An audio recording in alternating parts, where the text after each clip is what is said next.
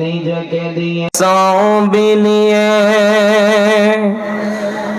তায়েফের কাফেরেরা চিনল না আলো, দুষ্টু ছেলেদের পিছু দিল লেলিয়ে। পাথরের আঘাতে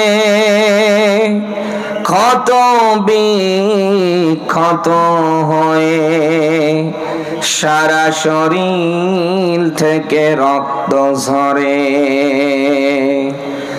হে রাসূল তোমাকে ভুলি আমি কেমন করে। আলহামদুলিল্লাহ, বাংলাদেশের ঐতিহ্যবাহী জেলা নীলফামারী সদর থানার অন্তর্গত জামিয়া ইসলামিয়া তাজুল উলুম নুরানিয়া ও হাফিজিয়া মাদ্রাসার উন্নয়ন প্রকল্পে 10ম বাৎসরিক ঐতিহাসিক তাফসিরুল কোরআন মাহফিলের সভাপতির দায়িত্বে যিনি আছেন বিশিষ্ট সমাজসেবক ধোবাডাঙ্গা কফতপাড়া হাজিউল হারামাইন জনাব আলহাজ মোহাম্মদ মইসত আলী, হায়াতে তাইয়্যিবা সিহাতে কুল্লিয়া কামনা করছি আল্লাহ যেন দান করে, বলেন আমিন। আজকের মাহফিলের সহ সভাপতির দায়িত্বে যিনি আছেন জনাব আলহাজ মোহাম্মদ তোজাম্মেল হক মাস্টার, প্রধান অতিথি জনাব মোহাম্মদ নূর ইসলাম, যাদের নাম পোস্টারে আছে, আমরা একবারেই মন থেকে দোয়া করছি ওয়ারাফা'না লাকা যিকরাক, সম্মান মর্যাদা আল্লাহ যা দিয়েছে আরো কোটি গুণে যেন বাড়িয়ে দেয়, বলেন আমিন। আরো জোরে বলেন আমিন। আলোচনা রেখেছেন শ্রদ্ধাভাজন বড় ভাই মাওলানা হুমায়ুন কবির, খতিব, জামের বাড়ি মাঝাপাড়া ডোমার নীলফামারী। আজকের মাহফিলের যিনি মধ্যমণি, আন্তর্জাতিক খ্যাতি সম্পন্ন মুফাসসিরে কোরআন জনাব আলহাজ হযরত মাওলানা মোহাম্মদ মুর্শেদুল আলম মর্তুজা, আল্লাহ তাআলা ভাইকে সুস্থভাবে আমাদের মাঝে পৌঁছার তৌফিক যেন দান করে, বলেন আমিন। কোরআন এবং হাদিস থেকে হক কথাগুলো যেন উপস্থাপন করতে পারে, বলেন আমিন। দল মত নির্বিশেষে প্রাণ প্রিয় নীলফামারীবাসী আল্লাহর দরবারে নত শিরে শুকরিয়া আদায় করছি যে মহান মালিক হাজার হাজার মানুষের ভিতর থেকে বাছাই ছাঁটাই করে কোরআনে কারীম বলবার এবং শুনবার জন্য কবুল করেছেন। খুশি হয়ে বলছি আলহামদুলিল্লাহ। কোরআনের অনুষ্ঠানে আমরা আসতে পেরে কি রেগে আছি কেউ? মন খারাপ? একটু জবাব দেওয়া লাগবে জোরে। কোরআনের এই অনুষ্ঠানে আমরা আসতে পেরে সবাই খুশি তো? খুশি কারা? হাত ওঠান দেখি। আমরা সবাই খুশি। মালিকের দরবারে যেহেতু আমরা সবাই খুশি হয়েছি, আনন্দ পেয়েছি, মজা পেয়েছি, মালিকের দরবারে এটার একটা শুকরিয়া আমরা জানাতে চাচ্ছি। কেউ জবান বন্ধ রাখবেন না, সবাই উচ্চ আওয়াজে শুকরিয়া আদায় করে বলছি আলহামদুলিল্লাহ। আমার বন্ধুরা, আমরা এসেছি আল্লাহর কোরআন শোনার জন্য। এই পৃথিবীর ময়দানে কোরআনে কারীম এমন একটা কিতাব যার ব্যাখ্যা বিশ্লেষণ বলে করে কেউ কোনোদিন শেষ করতে পারবে না। পারবে নাকি? আরো জোরে বলেন। আপনি কোরআন নিয়ে যত গবেষণা করবেন, কোরআন থেকে যত কথা জাতির মাঝে উপস্থাপন করবেন, আপনার কাছে মনে হবে এ যেন আশ্চর্যকর বিষয়, নতুন কিছু আমি শুনতেছি। প্রতিদিন আমরা 5 ওয়াক্ত নামাজে দাঁড়িয়ে ইমাম সাহেবের কণ্ঠে সূরা ফাতিহা শুনি, এরপরে কোরআনে কারীমের অন্যান্য অংশগুলো শুনি। কোন মানুষ কি বলেছে আজ পর্যন্ত যে সূরা ফাতিহা আমার কাছে বিরক্ত লাগছে? আওয়াজ দিয়ে বলেন। বলে নাই। তার মানে কোরআন যত শুনবেন তত আপনার ঈমান মজবুত হবে। কোরআনের কাছে যত আসবেন তত আপনি জান্নাতের দিকে এগিয়ে যাবেন। এই পৃথিবীতে কোরআনের রাষ্ট্র গঠনের জন্য যত ভূমিকা রাখবেন, মরণের পরে কোরআন আল্লাহর আদালতে আপনার জন্য সুপারিশ করবে। কোরআনের রাষ্ট্র গঠন করতে গেলে, কোরআনের পথে থাকতে গেলে, কোরআনের কাছে আসতে গেলে মার হবে, জুলুম হবে, জেল হবে, নির্যাতন হবে, অন্যায় অবিচার করে আপনার উপরে একাধারে জালেমরা স্টিম রোলার পর্যন্ত চালাবে। ও বন্ধু, আপনি মিলিয়ে দেখেন অতীতের ইতিহাস থেকে আজ পর্যন্ত, কিয়ামতের আগ পর্যন্ত মেলা এই পৃথিবীতে যারাই কোরআনের কাছে এসেছে একবার, যারাই প্রকৃত অর্থে ঈমানের স্বাদ পেয়েছে, হাসতে হাসতে ফাঁসির দড়িতে জীবন পর্যন্ত বিলিয়েছে, এরপরেও কোন স্বৈরাচার, কোন জালেমের কাছে মাথা নত করে নাই। কারণ কোরআন তার ঈমানটা এত মজবুত করে দিয়েছে, এত পরিমাণে কোরআন তাকে সাহস জাগিয়েছে। ফামান তাবিয়া হুদায়া ফালা খাউফুন আলাইহিম, বলেন না আল্লাহু আকবার। সূরা বাকারার যত সম্ভবত 38 নম্বর আয়াত। আল্লাহ তাআলা বলেন, এই পৃথিবীর ময়দানে কোরআনে কারীম যারা মানবে, কোরআনে কারীমকে দুনিয়ায় যারা আদর্শ হিসাবে জীবনে নেবে, সেট করবে জীবনের প্রত্যেকটা ক্ষেত্রে, রাসূলুল্লাহকে নেতা মেনে যারা সামনের দিকে এগিয়ে যাবে, তাদের কোনো ভয় নেই। এ কথা কার? আরো জোরে বলেন। জোর হলো না। তাদের কোনো চিন্তা নেই। ওয়াকানা হাক্কান আলাইনা নাসরুল মুমিনিন। আল্লাহ তাআলা বলেন, মুমিন ঈমানদারেরা যদি বিপদে পড়ে, আমি আল্লাহর পক্ষ থেকে তাদেরকে বাঁচানো, সাহায্য করা ওয়াজিব হয়ে যায়। এ কথা আমার না আল্লাহ? একজনও জবান বন্ধ রাখবেন না, সবাই বলেন কার? আরো জোরে বলেন কার? তো আল্লাহ আপনাকে বাঁচাবে। কোরআনের পথে আপনি যত এগিয়ে আসবেন, বিপদ আসবে, আপনার উপরে নির্যাতন আসবে, আপনাকে নতুন করে রাজাকারের ট্যাগ পর্যন্ত লাগাবে, আপনাকে নতুন করে মৌলবাদী জঙ্গির ট্যাগ পর্যন্ত লাগাবে। এত কিছু বলার পরেও যখন পারবে না, তখন আপনাকে ধর্ম ব্যবসায়ী পর্যন্ত বলে গালিগালাজ করবে। আল্লাহ বলেন, কোনো ভয় নেই তোমাদের, কোনো চিন্তা নেই। তাকওয়া যদি অন্তঃকরণে আনতে পারো, তাকওয়ার ভয় ভীতি যদি অন্তরে তোমাদের এই কোরআন শোনার মাধ্যমে তৈরি হয়ে যায়, ওয়ালাউ আন্না আহলাল কুরা আমানু ওয়াত্তাকাও, বলেন না আল্লাহু আকবার। সূরা আরাফের 96 নম্বর আয়াত। আল্লাহ তাআলা বলেন, তাকওয়ার ভয় ভীতি ঈমান আনার পরে যার অন্তরে পয়দা হবে, এই আসমান এবং এই জমিন এর মধ্যে যত বরকতের দরজা আছে সব আমি আল্লাহ তাদের জন্য খুলে দেব, উন্মুক্ত করে দেব। এ কথা কার? আরো জোরে বলেন। আজ আমরা বরকত দেখতে পাই না। আজ আমরা চেষ্টা চালিয়ে যাচ্ছি কোরআনের রাষ্ট্র গঠনের জন্য। আজ আমরা কোরআনের কাছে আসতে চাচ্ছি না। আজ আমরা কোরআনের ব্যাখ্যা বিশ্লেষণ গুলোকে রাজনৈতিক মনে করে দূর থেকে হাততালি দিয়ে বিদায় নিয়ে যাচ্ছি। এক কথা বলে না কেন? আলেম ওলামাদের কণ্ঠে কোরআনের কথা শোনার পরে বিভিন্ন ট্যাগ লাগিয়ে আমরা তাদেরকে সমাজে মানুষের কাছে কালার করার চিন্তা ভাবনা করছি। ও নীলফামারী বাসী, অথচ ওই আল্লাহ ব্যাখ্যা দিয়েছে, দুনিয়া ঈমানের পরে তাকওয়ার ভয় ভীতি অন্তঃকরণে যদি আপনি আনতে পারেন, এই পৃথিবীর ময়দানে যত বরকতের দরজা আসমান আর জমিনের মধ্যে আছে সব আল্লাহ আপনার জন্য উন্মুক্ত করে দেবে।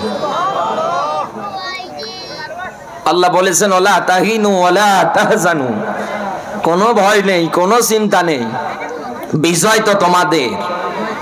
ইন কুনতুম মুমিনিন, যদি তোমরা মুমিন হতে পারো। এ বাংলাদেশের মধ্যে 96% মুসলমান, হাতে গোনা 4% অন্য ধর্মের লোক। এর ভিতরে হিন্দু, এর ভিতরে বৌদ্ধ, এর ভিতরে খ্রিস্টান, এর ভিতরে ইহুদি নাসারা, আরো অন্যান্য আদিবাসী যারা আছে, এ 4%। আপনি হিসাব করে মিলিয়ে দেখেন, কোরআনের দার্স, কোরআনের অনুষ্ঠান, বড় বড় মুফাসসিরেরা এসে কোরআনের ক্লাস নিচ্ছে তাফসীর মাহফিলের আয়োজনে। আল্লাহ বলেছেন, যদি মুমিন হতে পারো বিজয় তোমাদের। গ্যারান্টি কার? দুনিয়ার কোন মানুষের? কার? আল্লাহ মনে হয় কথা দিলে 2 নাম্বারই করতে পারে। আল্লাহর কথার উপরে আর কারো কথা চলে না, কারো কথা চলবেও না। ওই মালিক বলছে বিজয় তো তোমাদের, কিন্তু ব্যর্থতা আজ আমাদের মাঝে ঢুকে গিয়েছে, আমরা মুমিন হতে পারি না। আজ এমনও মানুষ মুমিনের দাবি করছে এই নিয়ে, 5 ওয়াক্ত নামাজ, রমজানের রোজা, যতটুকুন পারছে যাকাত দিচ্ছে, যতটুকুন পারছে সৎ কাজের আদেশ দিচ্ছে, যতটুকুন পারতেছে সামর্থ্য অনুসারে কাবা ঘর গিয়ে তাওয়াফ করে আসতেছে।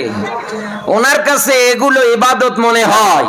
কোরআন দিয়ে দেশ চলুক, সমাজ চলুক, বিচার ব্যবস্থা চলুক, রান্নাঘর থেকে শুরু করে রাষ্ট্রীয় জীবন পর্যন্ত সব চলুক, এটা বললেই ওনার কাছে রাজনীতি মনে হয়। এই কোয়ালিটির মানুষ, এই কোয়ালিটির মন মানসিকতা তৈরি করে কিয়ামত পর্যন্ত হায়াত পেয়ে কোরআন শুনলেও আপনি মুমিন হতে পারবেন না। কোরআনে কারিমের ব্যাখ্যা এসেছে, পৃথিবীতে কোরআন শোনার পরে কেউ যদি নাক ছিটকায়, কেউ যদি মন খারাপ করে, কেউ যদি জবান দিয়ে বলে হ্যাঁ আর কি পারা যায়, হুজুরেরা এত বলে, এগুলো কি মানা যায়? মনের ভিতরে যদি এই চিন্তায় টেন্ডেন্সিটা তৈরি করে ফেলে, কোরআন জানিয়েছে হাবিতাত আমালুকুম, অতীত জীবন থেকে শুরু করে এখন পর্যন্ত যত জীবনের ভালো আমল আছে, কোরআন শোনার পরে নাক চিটকানোর কারণে, রাগ দেখানোর কারণে সব আমল আল্লাহ বরবাদ করে দেয়। আল্লাহ যদি আমল বরবাদ করে দেয়, কোন বাবা আছে ফিরাবে বলেন আমাকে? আপনি তো আন্দাজে লাফান, আপনি তো আন্দাজে কথা বলেন। আমি আপনাকে শুরুতে একটা বিষয় শুরু দিয়েছিলাম, কোরআনের কাছে যারা আসে তারা জান্নাতের দিকে এগিয়ে যায়, কারণ কোরআন মরণের পরে তাদের পক্ষে যাবে।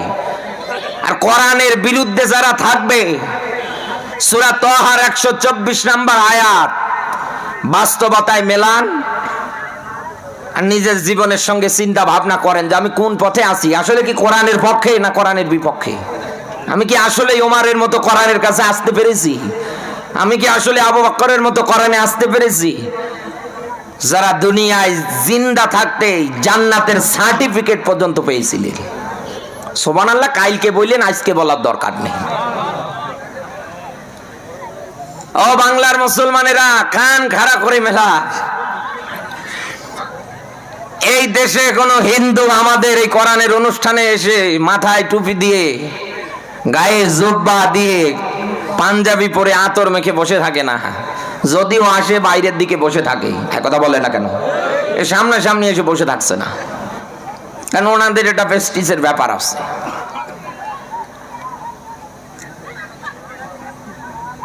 যত আলেম ওলামারা কোরআনের দাস দেয়, কোরআন থেকে তাফসীর করে, সবার পরিচয় দিন শেষে একটাই হয়ে যাচ্ছে, ওয়াকালা ইন্নানি মিনাল মুসলিমিন, আমরা সবাই মুসলমান।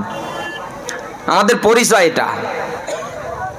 আমরা সব মানুষ মুসলিম দাবি করি, কেউ আদা কেটে আর কেউ গরুর গোশত খাইয়ে, কথা বলে না কেন? মুসলিম শব্দের শাব্দিক অর্থ আত্মসমর্পণকারী, স্যালেন্ডারকারী। আপনি স্যালেন্ডার করেন, আত্মসমর্পণ করেন, ইসলামের কাছে, কোরআনের কাছে ফিরে আসেন। আপনি আসেন না, আপনি এটার বিরুদ্ধে থাকেন। আমি বলছি আপনাকে, টেরা বেঁকা পথে যতই থাকেন, মরণের পরে কিন্তু আপনি ঠিকই সোজা হবেন। কারণ আল্লাহর ব্যাখ্যা দুনিয়ায় যাদের জীবনে জিকির নামক কেতাব কোরআন থাকবে না, মাইশাতাং দঙ্কা, দুনিয়ার জীবনটা আমি আল্লাহ তার জন্য আটো সাটো করে দেব, দঙ্কা সংকীর্ণময় করে দেব। এ কথা কার? আরো আওয়াজ দিয়ে বলেন, জোর হলো না? দঙ্কা সংকীর্ণর ব্যাখ্যায় আমি পেয়েছি, মুফাসসির একরামরা ব্যাখ্যা দিয়েছে, দঙ্কা সংকীর্ণময় বলতে বুঝিয়েছে কবর কি। কারণ একটা মানুষ যদি পাপী হয়, কবরে গেলে কবরের মাটি তাকে এমন ভাবে চাপ দেবে, ডান পাজর ভেঙ্গে বাম পাজরে ঢুকবে, বাম পাজর ভেঙ্গে ডান পাজরে ঢুকবে, অসহ্য যন্ত্রণা হবে তার। আর দুনিয়ার শাস্তির ক্ষেত্রে তাকাবেন, লক্ষ লক্ষ টাকার মালিক হতে পারে, এক কাপ চা খাবে তাও চিনি ছাড়া। ছেলে মেয়েগুলো অবাধ্যতায় দিন পার করছে, একটাও কথা শোনে না। যদি বলে ডায়ে যাও, বাই দৌড় মারে। ঘরের বউ তো আরো বড় ডাইনি হয়ে বসে আছে, কথা বলে না কেন? মাঝে মাঝে শার্টের কলার ধরে ঘোরাচ্ছে, এলাকায় কারো কাছে গিয়ে, কোনো জায়গায় গিয়ে মুখ দেখাতে পারে না। শেষে আল্লাহর বান্দা নিজেই দুনিয়া থেকে আত্মহত্যা করে বিদায় নিচ্ছে। এরকম ঘটনা এদেশে নেই। কোরআনের বিরুদ্ধে যারা অবস্থান করবে তাদের মরণ হবে লাঞ্ছিতকর, তাদের মরণ হবে নিকৃষ্ট। তাওরাতের বিরুদ্ধে অবস্থান করেছিল ফেরাউন, আল্লাহ একেবারে মেরেছে তো মেরেছে, নিকৃষ্ট মরণ দিয়ে শেষে শুটকি বানিয়েছে। মানুষ এখন গবেষণা চালাচ্ছে না জীবন জিন্দেগি নিয়ে। মুসা নবীর বিরোধিতা করেছিলেন এই ফেরাউন, ইব্রাহিম নবীর বিরোধিতা করেছিলেন নমরুদ, হামান, কারুন, বাচ্চা সাজ্জাদ, আবরাহা। যারাই এরকম বিরুদ্ধে ছিল আসমানি কেতাবের, তাদেরই পরিণতি ভালো হয়েছে না খারাপ হয়েছে? আরো জোরে বলেন। এই যে এতগুলো কথা আমি আপনাকে বললাম, আমার এই কথাগুলো কি একটাও কোনো অস্পষ্ট বক্তব্য? সব স্পষ্ট। আর আল্লাহর কোরআন আল্লাহ নাজিল করেছে স্পষ্ট করে, যাতে জিন্দা মানুষ যারা আছে ওনারা চিন্তা ভাবনা করতে পারে। মা ফররাতনা ফিল কিতাবি মিন শাই, এমন কোন উদাহরণ নেই, এমন কোন এক্সাম্পল নেই, এমন কোন ব্যাখ্যা নেই, বিশ্লেষণ নেই যেটা আল্লাহ কোরআনে দেওয়া বাদ দিয়েছে। আপনার কি দরকার? সব আল্লাহ কোরআনে এ টু জেড কমপ্লিট কোড আকারে নাজিল করে দিয়েছে। কিন্তু আমাদের আজকে সবচাইতে পরিতাপের বিষয়, দুঃখের বিষয়, আমরা সব মানতে চাই, কোরআন মানতে চাই না। কোরআনের এই স্পষ্ট ব্যাখ্যাগুলো মানতে চাই না। নীলফামারীবাসী খেয়াল করবেন, আল্লাহ রাব্বুল আলামিনের কোরআনের কাছে যুগে যুগে যারাই মানার ক্ষেত্রে, আমল করার ক্ষেত্রে, কোরআন দিয়ে রাষ্ট্র গঠনের স্বপ্ন দেখার মন মানসিকতা নিয়ে এসেছিল, আল্লাহ তাদের সম্মান মর্যাদা আকাশচুম্বী করেছে। আর যুগে যুগে যারাই আসমানি কেতাবগুলোর বিরুদ্ধাচারণ করেছিল, আপনি মিলিয়ে দেখেন একটারও কিন্তু পরিণতি ভালো হয় নাই। সবগুলো ইতিহাসে লাঞ্ছিতকর, অপমানকর, মৃত্যুর সঙ্গে বিদায় নিয়েছে। এই জন্য আমি আপনাকে সাবধান করতে চাই, সতর্ক করতে চাই। পৃথিবীতে কোরআন যেহেতু আল্লাহ স্পষ্ট করে নাজিল করেন নাই, এই পৃথিবীতে কোরআন যেহেতু আল্লাহ স্পষ্ট করে নাজিল করে দিয়েছে, মানতে গেলেও আপনাকে স্পষ্ট ভাবেই মানা লাগবে। কিন্তু আজ আমরা এদেশে এমনও মানুষ আছি, ইমাম সাহেব যদি মসজিদের মধ্যে সুদের ওয়াজ করে ওনার রাগ হয়ে যায়। কথা বলে না কেন? এমনকি এদেশে এমনও মসজিদ কমিটি আছে যেটা পাক্কা সুদখোর। এই কথা বলে, ইমাম সাহেব শুধু আয়াত পড়েছে, ইয়া আইয়ুহাল্লাযীনা আমানু লা তাকুলুর রিবা, ও হে ঈমানদার, দুনিয়ায় তোমরা খবরদার চক্রবৃদ্ধি হারে সুদ খাবে না। এই হিসাব অনুসারে, আয়াতের ব্যাখ্যা অনুসারে যখন উনি বাস্তবতায় মেলাচ্ছে, মসজিদ কমিটিতে এমন এরকম মানুষ আছে বলছে, হুজুর আগামী সপ্তাহে আসবেন না। এই জায়গার মধ্যে যারা মসজিদের ইমাম এসেছেন, খতিব এসেছেন, আমি আপনাকে বলছি বন্ধু, যেই মসজিদের মেম্বারে বসে কোরআনের স্পষ্ট ব্যাখ্যা বিশ্লেষণ থেকে জাতিকে মেসেজ দেওয়া যায় না, ওই মেম্বার ছেড়ে বাদাম আপনি বিক্রি করে খান। নতুবা আল্লাহর রেড সিগন্যাল আপনার জন্য। আল্লাহ পাক বলেন, ওমান আযযামু মিম্মান কাতামা শাহাদাতান ইনদাহু মিনাল্লাহ, সূরা বাকারার 140 নম্বর আয়াত। ও মানে ওই, মান মানে ব্যক্তি, আযযাম সবচাইতে বড় জালেম ওইটা যেটা দুনিয়ায় কোরআনের হক কথা, সঠিক কথা জানার পরেও গোপন করে দেয়। আল্লাহ তাআলা বলেন, তো আলেম না, আমি আল্লাহর কাছে এটা জালেম। এ কথা কার? আরো জোরে বলেন। 5ই আগস্টের পর থেকে এখন পর্যন্ত মেলাম তো এদেশে সবচাইতে দিন কায়েমের বাধা বেশি হয়ে দাঁড়িয়েছে তারাই হচ্ছে আমাদের মতো কিছু টুপিওয়ালা। 5ই আগস্টের পর থেকে এ পর্যন্ত এই জমিনে কোরআনের রাষ্ট্র গঠনের বিরোধিতা যারা করছে, সে স্টেজে হোক, সে সম্মেলনে হোক, সে সেমিনারে হোক, যে কোনো জায়গায় হোক, আপনি মেলান আমাদের মতো কিছু টুপিওয়ালারা। এক কথা বলেন না কেন? ওনারা একাধারে বক্তৃতা দিচ্ছে, ও এ করবেন না ও করবেন না। আজকেও দেখলাম গাড়িতে বসে থাকতে ভিডিও। ও বন্ধু, দুনিয়ায় যেটা আলেম দাবি করার পরে দিন কায়েমের পক্ষে কথা বলে না, যেটা আলেম দাবি করার পরেও কোরআনের আসল সঠিক ব্যাখ্যা বিশ্লেষণ গুলো করে না, ওটা আলেম নামের জালেম। এর পিছনে নামাজ হয় না। দলিল বলছি, লিখে নেন, সূরা বাকারার 159 নম্বর আয়াত। আল্লাহ তাআলা বলেন, ওর চাইতে বড় জালেম আর কে, যে কোরআনের হক কথা জানার পরেও গোপন করে দেয়। আমি আল্লাহ তোকে লানত দেই, আমার ফেরেশতারা লানত দেয়। লানত দিতে পারে আল্লাহর এরকম যত সৃষ্টি আছে সবাই তোকে লানত দেয়। এই হিসাব অনুসারে এবার আপনি বাস্তবতায় মেলান।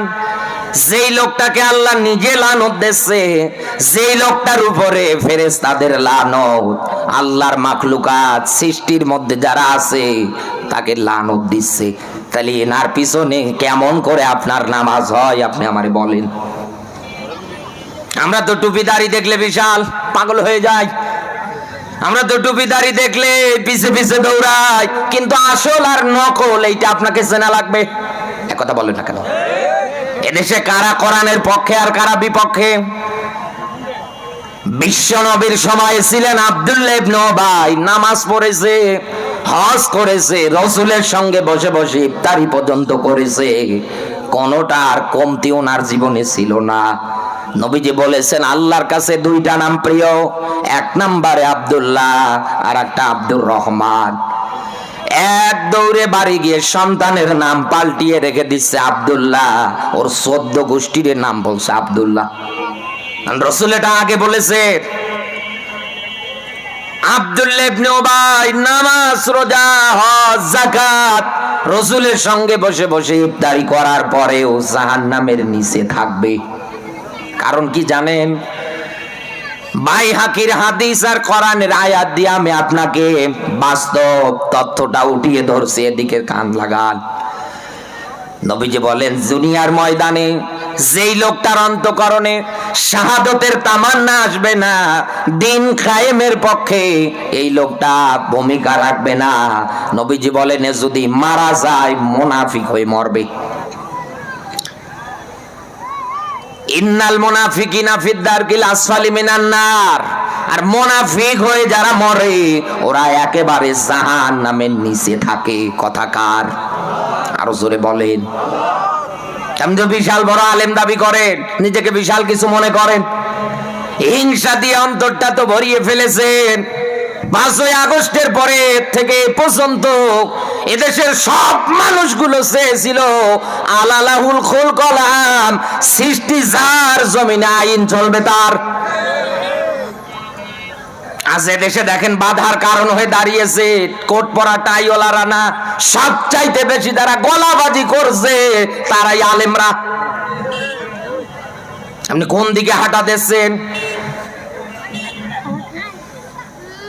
চরমনাইয়ের পীর সাহেব যিনি আছেন, উনি কিন্তু ওনার একটা সেমিনারের মধ্যে ওনাদের একটা অনুষ্ঠানে বক্তৃতা দিতে গিয়ে একটা কথা বলেছিলেন, যেটা আজ বাংলার মানুষ হারে হারে টের পাচ্ছে।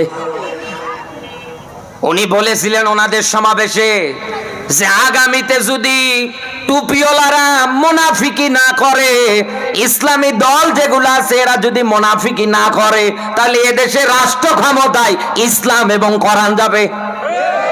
এই কথা বলেন। ওনার এই বক্তব্যের সঙ্গে আজ আপনি মিলিয়ে নেন তো, একেবারে খাপের খাপ মুমতাজের বাপ মিলে যাচ্ছে। আমরা চাই ঐক্যতা, আমরা হিংসা বিদ্বেষ চাই না। একথা বলেন না কেন? কারণ আপনি আমার ভাই, আমিও আপনার ভাই, হোক আপনি আলিয়া, হোক আপনি কওমি, হোক আপনি অন্য কোন আদর্শের, আমার দেখার বিষয় না। কারণ আল্লাহর কোরআন তো জানাচ্ছে তাতাফাররাকু ফি, দিন কায়েমের জন্য এই পৃথিবীতে কোরআন দিয়ে রাষ্ট্র চালানোর জন্য, কোরআনের আইন বাস্তবায়নের জন্য কার কি আদর্শ এটা দেখা বড় বিষয় না। এই জায়গায় সবচাইতে বড় বিষয় হচ্ছে কারো কোনো দলাদলি মাতামাতি কিছু চলবে না। সবাইকে এক হওয়া লাগবে, এক কাতারে আসা লাগবে। এ কথা কার? আরো জোরে বলেন। এই নীলফামারীর ময়দান থেকে আমি মেসেজ দিচ্ছি জাতিকে, চরমনাই পীরের ওই বক্তব্য অনুসারে যে এই দেশে যতদিন না টুপিওয়ালারা এক না হবে হিংসা বিদ্বেষ বাদ দিয়ে, ততদিন এই দেশে ইসলাম কায়েমের স্বপ্ন দেখা বেগার। ইসলাম কায়েমের স্বপ্ন দেখা বাদ দেন, কারণ ইনারাই তো সবচাইতে বেশি বাধার কারণ হচ্ছে আজ আমাদের মাঝে। একথা বলেন না কেন? আমার বক্তৃতায় কেউ রাগ করবেন না, কেউ মন খারাপ করবেন না। দেশের প্রেক্ষাপট অনুসারে যেটা তাকিয়ে দেখতে পাচ্ছি ওটাই তো হচ্ছে আজ। আপনি তো ধরা খাওয়ার কাতারে থাকবেন। কোরআনের আয়াত তো আমার চোখের সামনে ভাসতেছে, কিভাবে অস্বীকার করব আমি? আপনিও বা কিভাবে অস্বীকার করবেন? আল্লাহ পাক বলেন, ইন্নাহু লাযিকরুল লাকা ওয়া লিকাওমিকা ওয়া সাওফা তুসআলুন। নবী আপনাকে, এইদিকে তাকান, ইন্নাহু নিশ্চয় নবী আপনাকে জিজ্ঞেস করবে কে? আরো জোরে বলে। জোর হলো না? কি মানার ব্যাপারে? আরো জোরে বলেন। তাহলে এখান থেকে এটাই প্রতীয়মান, যার উপরে কোরআন নাজিল হয়েছে আল্লাহ তাকে পর্যন্ত ছাড়ছে না। তাকে পর্যন্ত আল্লাহ আয়াতের মধ্যে সংযুক্ত করে অ্যাড করে ডাক দিয়ে বলছে, নবী আপনাকে এবং আপনার উম্মত যারা হবে। নবীর উম্মত কি ইহুদি খ্রিস্টান? এক কথা বলে না কেন? বৌদ্ধরা, খ্রিস্টানেরা, গারোরা, সাঁওতালেরা। কিয়ামতের আগ পর্যন্ত দুনিয়ায় যারাই জবান দিয়ে বলবে আমার রব আল্লাহ, বিশ্ব নবী নবী মুহাম্মদুর রাসূলুল্লাহ সাল্লাল্লাহু আলাইহি ওয়াসাল্লাম আমার আদর্শ, আমার সাইয়্যিদ, আমার মাওলানা, এই ঘোষণা যারাই কিয়ামতের আগ পর্যন্ত দুনিয়ায় এসে দেবে তারাই তো দুনিয়ায় নবীর উম্মত। আল্লাহ এটাই বলেছেন, নবী আপনাকে এবং আপনার উম্মত যারা হবে তাদেরকে তো আমি আল্লাহ মরণের পরে কোরআন মানার ব্যাপারে জিজ্ঞাসা করব। এই আয়াতের ব্যাখ্যা তো আপনি আমার চাইতে ভালো বোঝেন। একথা বলেন না কেন? কারণ আপনি মুফতি মুহাদ্দিস, আপনার নামের আগে নামের শেষে বিশাল বড় টাইটেল। শুধু একটা চেয়ারের লোভে পড়ে আজ আপনি যাদের সঙ্গে হাত মেলাচ্ছেন, শুনে রাখেন সামনে এমন দিন আসবে পালানোর মতো রাস্তা কিন্তু পাবেন না। এদেশে আবু সাইদের রক্ত নিয়ে খেলবেন না। এদেশের নিরীহ ছাত্রদের জীবনের রক্ত যেগুলো ঝরেছে শরীর থেকে, এদেশে বৃথা যেতে দেবে না এদেশের মুসলমানেরা। তারা শতভাগ চেষ্টা চালাবে, কে কোন দিকে কি বলে বলুক ওটা আমাদের দেখার বিষয় না। যেহেতু মরার পরে আল্লাহ জিজ্ঞাসা করবে কোরআন মানার ব্যাপারে, সেই হিসাবে দুনিয়ায় যতদিন বাঁচবো কোরআনের আন্দোলন আমরা করেই যাব। এই পক্ষে আমরা সবাই রাজি আছি। শুধু এই সামিয়ানার নিচে না, এটা বাইরে জীবনে প্র্যাকটিক্যালি মানা লাগবে। আজ আমরা সামিয়ানার নিচে শুধু ঠিক ঠিক বলে স্লোগান দেই, বাইরে গেলেই তো আমরা কানা ঘষা শুরু করি। অথচ আমার আল্লাহ রাব্বুল আলামিন একটা স্পষ্ট আয়াতে ডাকছেন। আল্লাহ পাক বলেন, ইন্নাল্লাহা ইউহিব্বুল্লাযীনা ইউকাতিলুনা ফি সাবিলিহি। একেবারে স্পষ্ট আয়াত বলছি, কিন্তু এই কান লাগাবেন এদিকে। সূরা সাফ 61 নাম্বার সূরা, 28 নাম্বার পারার প্রথম নাম্বার রুকুর 4 নাম্বার আয়াত। আমি আয়াত থেকে আপনার মাঝে কিছু বাস্তব ব্যাখ্যা উঠিয়ে দিতে চাচ্ছি এদেশের প্রেক্ষাপট অনুসারে। আল্লাহ তাআলা বলেন, আমার ভালোবাসার নৈকট্য তোমরা কি পেতে চাও?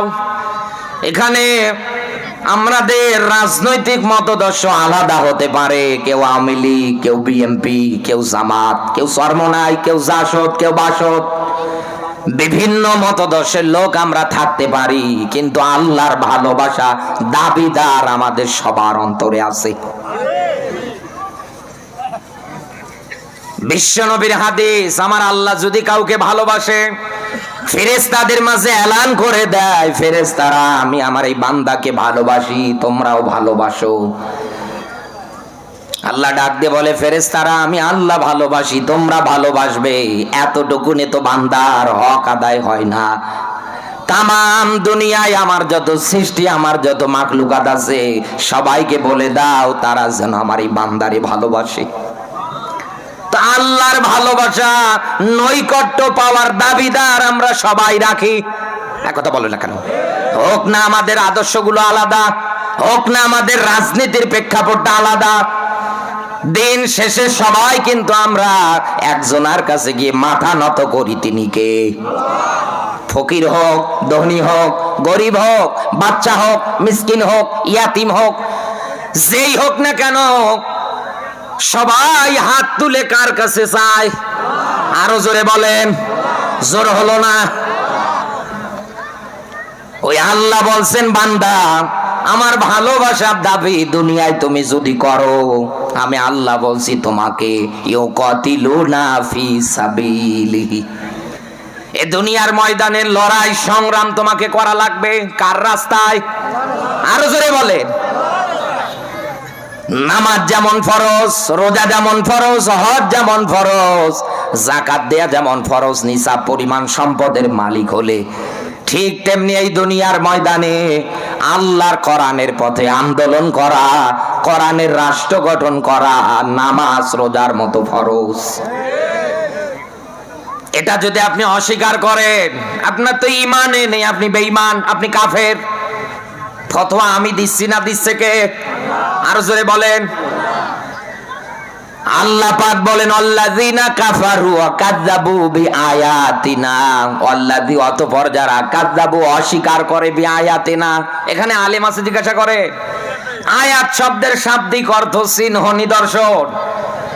কোরআন কারীমের বিসমিল্লাহর বা থেকে শুরু করে সূরা নাসের সিন পর্যন্ত আপনি মেলান, কোন আয়াতে ফেরাউনের কথা, কোন আয়াতে নমরুদের কথা, কোন আয়াতে দেখবেন আল্লাহর নিয়ামতের কথা, কোন আয়াতে দেখবেন আদ জাতি সামুদ জাতির ব্যাখ্যা আছে। দুনিয়ায় যুগে যুগে যারাই আল্লাহর সত্য চিহ্ন নিদর্শন পাওয়ার পরে অস্বীকার করেছে, যারা মানে নাই, আল্লাহ পাক বলেন এদের পরিচয় এরা কাফের। উলাইকা আসহাবুন নার, উলাইকা শব্দটা ইসমে ইশারা।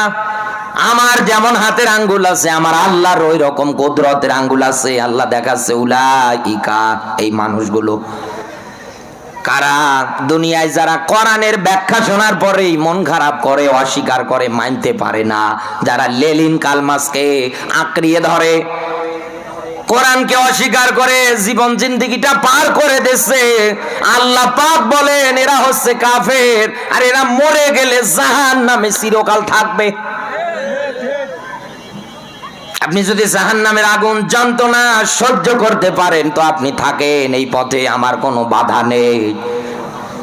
আমি তো জানি কোরআনের আয়াত, খলিকল ইনসানা দাইফা, আল্লাহ মানুষকে তো একেবারে দুর্বল করে বানিয়েছে। এখানে যদি আল্লাহ দইফ দিত তাও তো মানা যেত। একালিপ টান দিয়ে বলেছে দইফা, একেবারে দুর্বল।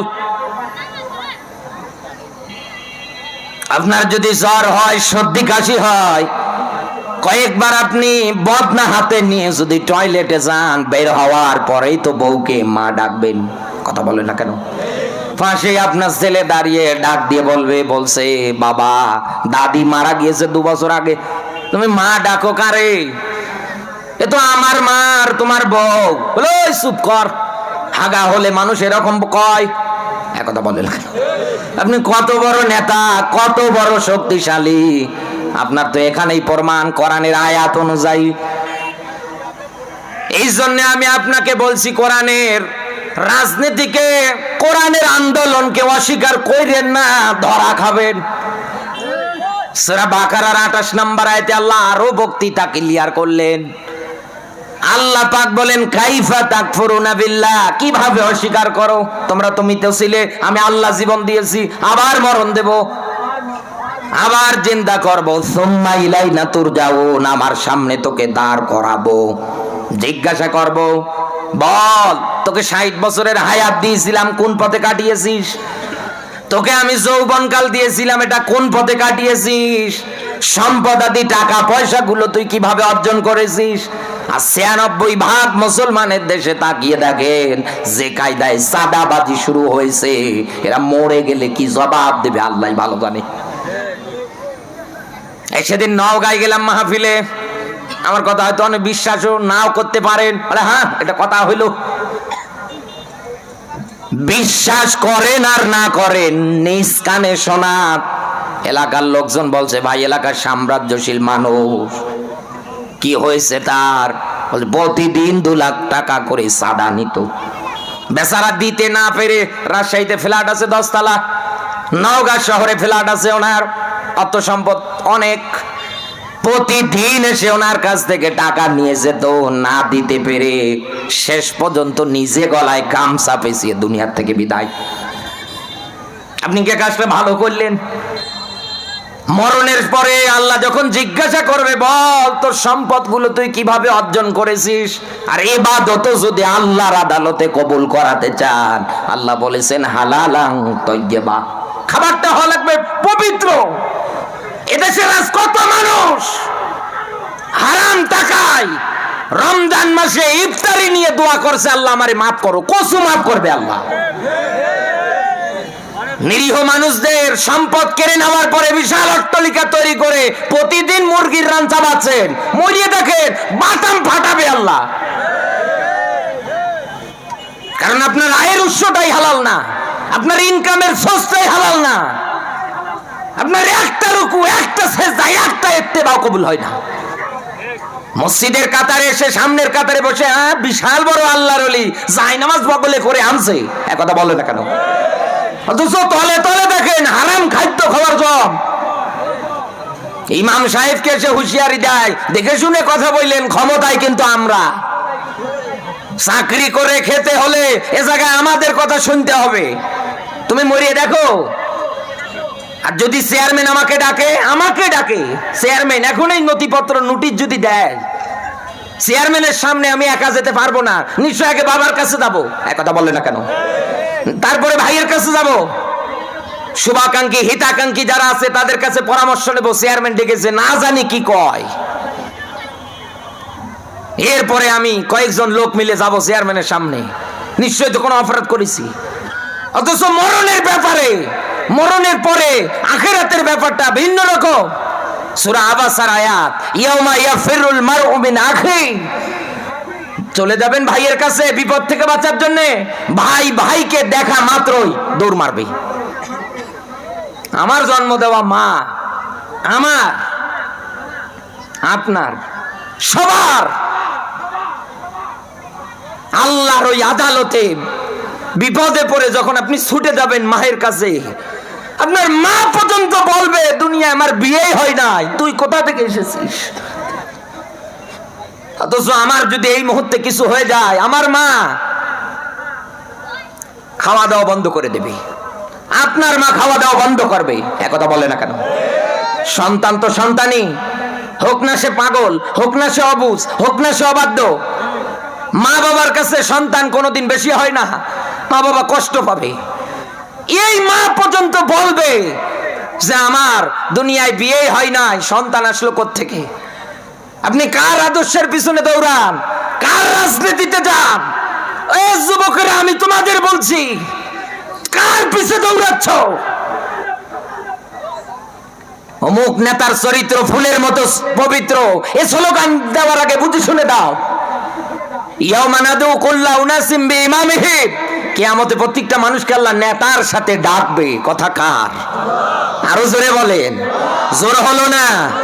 নেতা যদি বিস্কোর হয়, নেতা যদি জনগণের সাদা টাকায় রাজত্ব করে, মরণের পরে এই নেতার সামনে আপনাকে ডাকবে। এগুলো বললেই তো বলে, হ্যাঁ হুজুর এরা বড় বড় গলায় কথা বলে গো, ওনারা আর এসে ওয়াজ খুঁজে পায় না। যে দেশে যে জমিনের উপরে দাউ দাউ করে আগুন জ্বলছে, এই জমিনের উপরে এই জ্বলন্ত আগুন আগে নেভানো লাগবে, এরপরে কবরের নিচের ওয়াজ করা লাগবে। কানে হাত দিয়ে সাইরালি টান দেব, ও ওয়াজ আমি পারি না। আমার টার্গেট আগে জমিনের আগুন নেভানো লাগবে। কারণ আজও কত হিন্দু যুবকের হাতে, ইসকন নামের এই জঙ্গি সংগঠনের হাতে আমার মুসলিম বোনগুলো ধর্ষণের শিকার হচ্ছে। আজও কত মানুষ চাঁদা দিতে না পেরে আত্মগোপনে চলে যাচ্ছে, জীবন পর্যন্ত কেড়ে নিচ্ছে।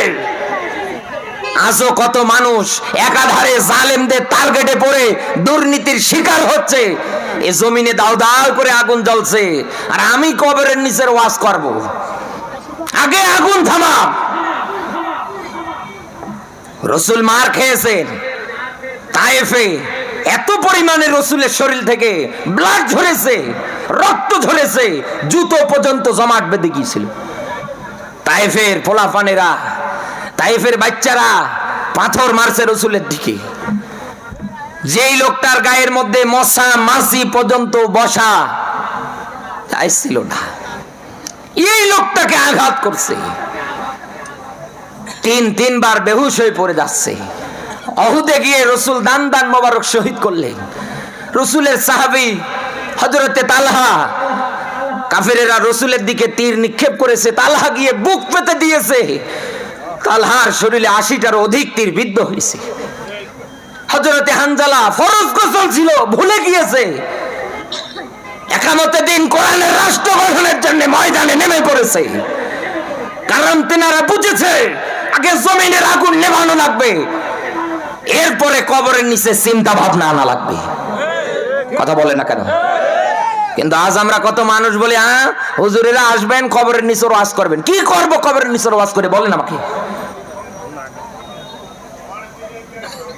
রসুল এত জুলুম, এত নির্যাতন, সাহাবীদের এত আত্মত্যাগ, বিলালের মতো মানুষকে উত্তপ্ত মরুভূমির বালির মধ্যে শায়িত করে দিয়েছে। বিলাল হাউ করে কাঁদছে। একটা বারের জন্য জালেমদের মায়া হয় না, দয়া হয় না।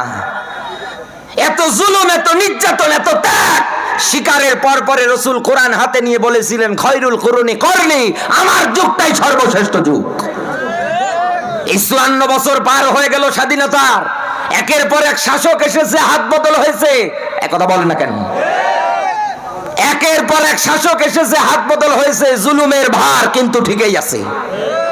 এজন্য আমরা দল মত নির্বিশেষে, কে কওমি, কে আলিয়া, কে জামাত, কে হেফাজত, কে জমিয়ত, সব বাদ, আমাদের টুপিওয়ালাদের আগে এক হওয়া লাগবে। এই ঘোষণা দিয়ে যদি আমরা ময়দানে আসতে পারি, তাহলে এই দেশে 100% চুরি, ডাকাতি, ছিনতাই, চাঁদাবাজি বন্ধ করা সম্ভব। নতুবা মরণের পরে আল্লাহর আদালতে আপনাকে আল্লাহ জিজ্ঞাসা করবে, বল আয়ের উৎস কিভাবে ছিল তোর, কোন কোন জায়গায় এ সম্পদ খরচ করেছিস। বিশ্ব নবীকে আল্লাহ জানাচ্ছে, হে নবী, পৃথিবীর ময়দানে মানুষ যদি আপনাকে এসে জিজ্ঞাসা করে সম্পদ আদি টাকা পয়সা খরচ করব কোন জায়গায়, নবী আপনি বলেন ভালো ভালো জায়গায়। আর এই ভালো ভালো জায়গার প্রথম নাম্বারে ফালিল ওয়ালিদাইন, এরপরে হল আকরাবিন। এই পৃথিবীতে আপনার মা বাবার পিছনে আপনি ব্যয় করেন, এরপরে নিকট আত্মীয় আপনার ঘরের বউ, তার পিছনে আপনার টাকা পয়সা আপনি খরচ করেন। সাজুগুজু করার জন্য নিজে বিউটি পার্লারে নিয়ে যান, এই সাজুগুজুটা যেন আপনার জন্য হয়। একথা বলে না কেন? ভ্যান চালক, রিক্সা চালক, অটো চালককে দেখানোর জন্য সাজুগুজু করাইয়েন না, নতুবা স্ত্রী কিন্তু আপনার জাহান্নামে নিয়ে যাওয়ার কারণ হবে। আমার বন্ধুরা এদিকে তাকান। আর একটা প্রশ্ন তো হবে মরণের পরে, বান্দাকে আল্লাহ নিজে করবে। রসুলের হাদিস, বান্দা বল দুনিয়ায় তুই যতটুকুন জেনেছিলি কতটুকুনের ওপরে তোর আমল ছিল। এই দুনিয়ার ময়দানে যুগে যুগে যারাই কোরআনের বিধানের উপরে আমল করতে গিয়ে টিকেছিল, আপনি তাকিয়ে দেখেন জালেমরা বিনা কারণে তাদেরকে জেলখানায় আবদ্ধ করেছিল। জোনায়েদ বাবুনগরী কি নির্যাতন, রিমান্ডে কেটে ফেলবেন ওনার বক্তৃতা শুনলে আপনি। এমন কোন জায়গা নেই ওনার টর্চার করে নাই। একথা বলে না কেন? উনি তো কোরআন পড়তো, কোরআন বুঝতো। এতটুকুনের উপরে যদি উনি আমল শুরু করে দিত, তাহলে তার উপরে কোনোদিন কোনো কায়দায় নির্যাতন আসতো না। মামুনুল হক সাহেব যদি কোরআন পড়তো, কোরআন বুঝতো, এই এতটুকুনের উপরে যদি আমল করতে যেত তাহলে তাকে কারাগারে যাওয়া লাগতো না। আমির হামজা যদি এই দুনিয়ার ময়দানে কোরআন পড়তো, কোরআন বুঝতো, এতটুকুনের উপরে যদি টিকে থাকতো জেলে যাওয়া লাগতো না। আমাদের কোরআনের পাখি শহীদ আল্লামা কোরআন যদি বলতো, কোরআন যদি বুঝতো, কোনো সমস্যা ছিল না। যখন এনারা কোরআনের আয়াতের উপরে আমল করতে গিয়ে ঘোষণা দিয়েছে ইউকাতিলুনা ফি সাবিলিহি, আল্লাহর রাস্তায় লড়াই সংগ্রাম করা ফরজ, একামতে দিন কোরআনের রাষ্ট্র গঠন করা ফরজ, তখন এই যুগে যুগে জালেমেরা একাধারে তাদের উপরে নির্যাতন চালিয়েছে। এটা নতুন কোনো বিষয় না, এটা সামনে আরো আসবে। এই জন্য আমি আপনাকে বলছি বন্ধু, কেন আপনি পিছিয়ে আছেন, কেন আপনি আজও দূরে সরে আছেন, কেন আজও আপনি এই দুনিয়ায় কোরআনের পক্ষে আসতে পারছেন না? আল্লাহর স্পষ্ট ব্যাখ্যা, আল্লাযিনা আমানু ইউকাতিলুনা ফি সাবিলিল্লাহ, আল্লাযী অতঃপর যারা আমানু, যারা ঈমান এনেছে। এ কথা কার? আরো জোরে বলেন, জোর হলো না। ঈমান আনেনি, ঈমান আনবে না, আল্লাহ বলেন ঈমান এনেছে। এদের দায়িত্ব, এদের কর্তব্য, প্রথম নাম্বারে আমি আল্লাহ বলছি তারা দুনিয়ায় লড়াই সংগ্রাম করবে কার রাস্তায়? আরো জোরে বলেন, কেন এ ঘোষণা আল্লাহ দিলেন? আর কেনই বা এটা নামাজ রোজার মতো ফরজ একটা ইবাদতের সমান মর্যাদা আল্লাহ দিলেন? এবারে আয়াতের ব্যাখ্যা খুঁজতে গেলে সূরা নেসার ৭৫ নাম্বার আয়াতের দিকে আপনাকে তাকানো লাগবে। আল্লাহ পাক বলেন, কত বিদ্যা অসহায় আবাল নারী পুরুষগুলো জালেমের জুলুম সহ্য করতে না পেরে আমার কাছে কেঁদে কেঁদে ডাক দিয়ে বলে, রব্বানা আখরিজনা মিন হাযিহিল ক্বরিয়াতি যালিমি আহলুহা।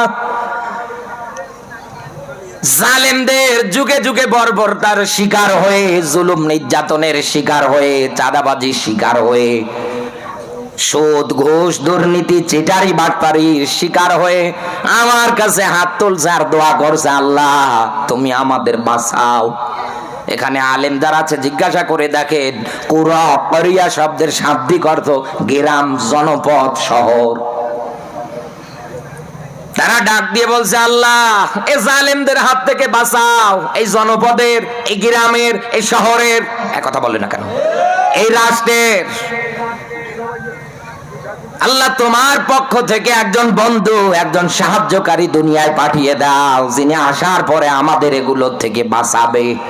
এজন্যই তো আল্লাহ প্রথম নাম্বারে আয়াতের মধ্যে ডাক দিয়ে বলেছে, ওমা লাকুম লা তুকাতিলুনা ফি সাবিলিল্লাহ, কি হলো তোমাদের, কেন লড়াই করো না, কেন সংগ্রাম করো না?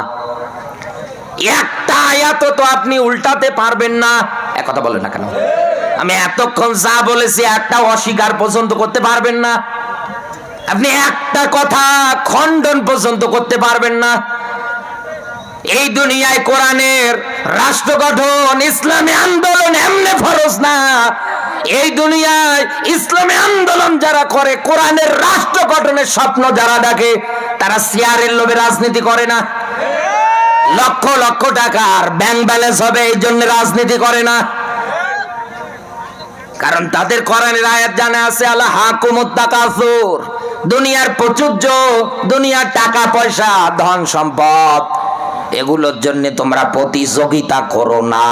অমাল হায়াতুদ দুনিয়া ইল্লা মাতাউল গুরুর, দুনিয়ার জীবন খেল তামাশা, রং তামাশা ছাড়া অন্য কোনো কিছু না। এ তো পুরাটাই ধোঁকা, এক কথা বলে না কেন? দুনিয়ার জীবন ক্ষণস্থায়ী, আখিরাত তো চিরস্থায়ী। দুনিয়াটা তো আখিরাতের একটা শস্য ক্ষেত্র, এই আসি এই নেই, নিঃশ্বাস ঢুকছে বন্ধ হয়ে গেলে পৃথিবীর কারো শক্তি নেই নিঃশ্বাস ফিরিয়ে আনা। এই যে হাত চলছে এখন এই রকম ওই রকম করে, একবার যদি টনটনা সোজা হয় পৃথিবীর কেউ আর এটাকে বাঁকা করতে পারবে না, সে যত বড় শক্তিশালী হয় হোক না কেন।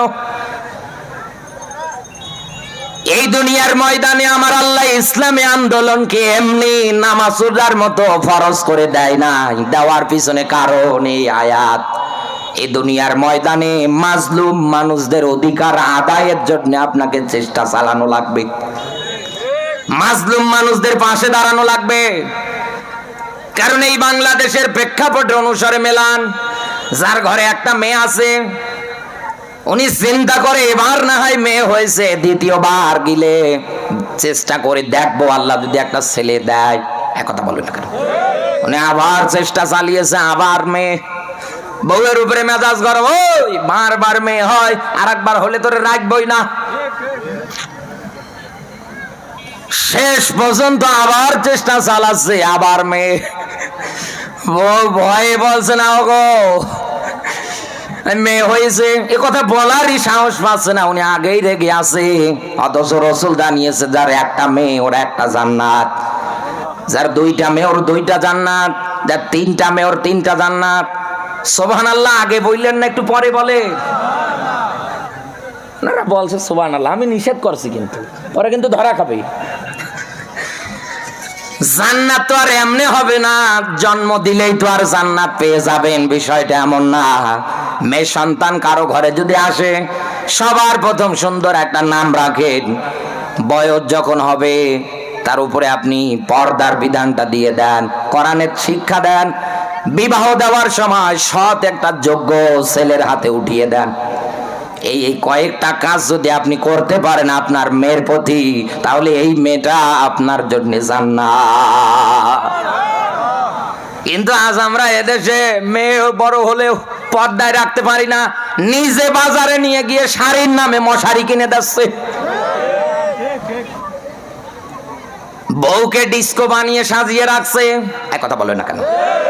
যেভাবে মন চাচ্ছে মোটর সাইকেলে নিয়ে ঘোরাফেরা করছে, জাতিকে বোঝাতে চাই আমি একা দেখবো কেন, তোমরাও দেখো, তোমাদের হক নেই। উনি হক আদায় করছে। আমার বন্ধুরা, আমি হাসির খোরাক দেইনি, এখানে শিক্ষা আছে। আমি এই কথাটা বলার জন্য এত দূর পর্যন্ত এসেছি। আমাদের সমাজে, বিশেষ করে আমার এই নীলফামারী জেলা, এ তো আমার জেলা, আমার অহংকার, আমার গর্ব। আমি এই এলাকার সন্তান।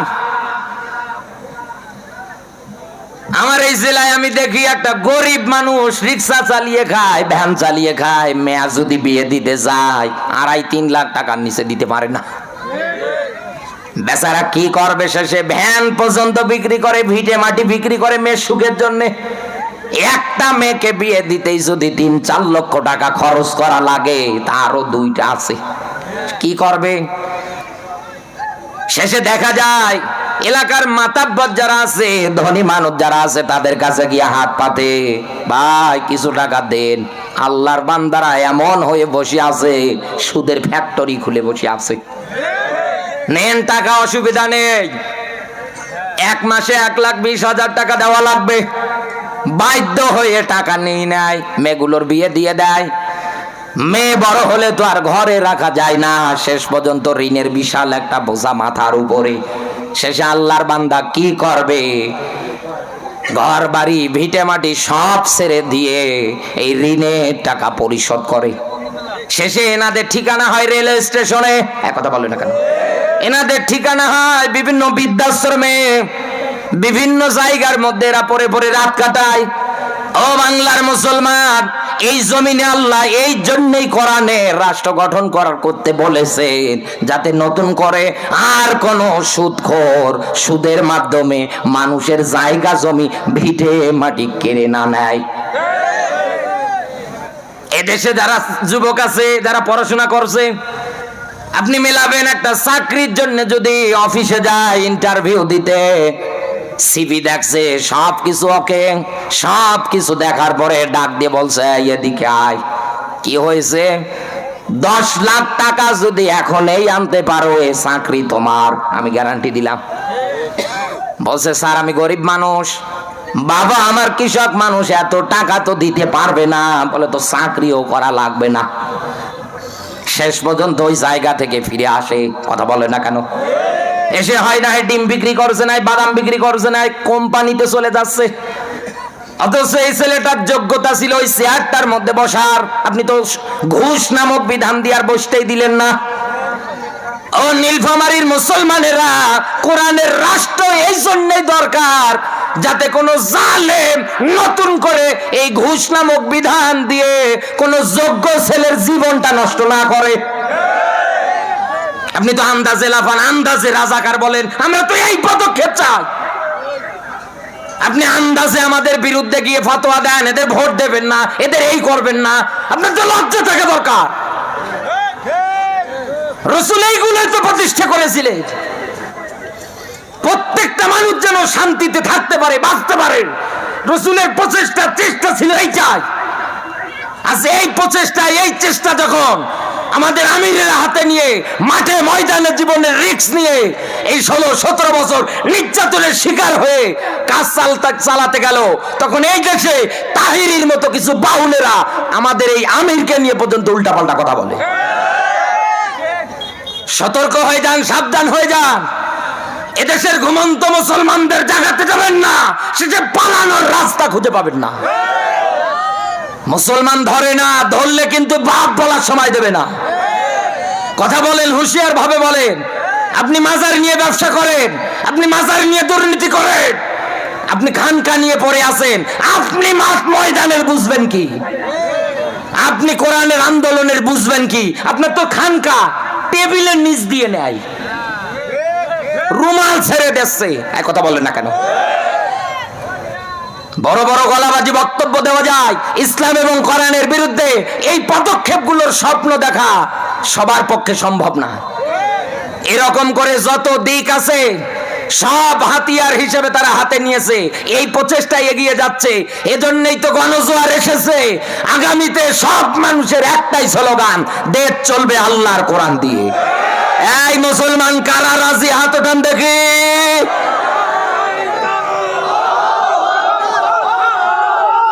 আল্লাহ কবুল করুক, বলেন আমিন।